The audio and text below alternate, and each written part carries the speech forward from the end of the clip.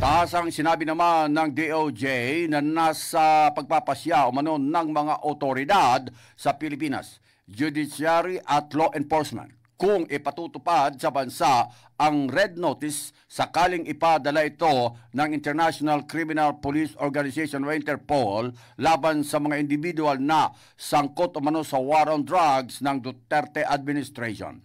Ayon kay DOJ Secretary Crispin Remulla, ito ang naging posisyon ng Pilipinas sakaling magkaroon ng kasunduan ang Interpol sa International Criminal Court na nag-iimbestiga sa drug war killing sa Pilipinas at sakaling mag-issue ito ng warrant of arrest laban sa mga personalidad na idinadawit sa drug war. Kahit kumalas na umano sa ICC ang Pilipinas, nananatiling kasapi naman ito sa Interpol. Ayon sa DOJ, lahat ng red notices ay maaari o hindi maaaring payagan depende sa determinasyon umano ng lokal na otoridad.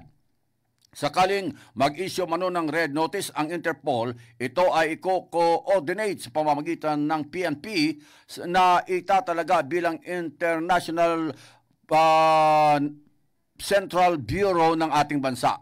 Ayon sa report, ang red notice ayon sa Interpol ay isang request sa law enforcement sa mga bansang kasapi nito para matunton at maaresto ang isang individual na may nakabinbing extradition at iba pang kaparehong legal action.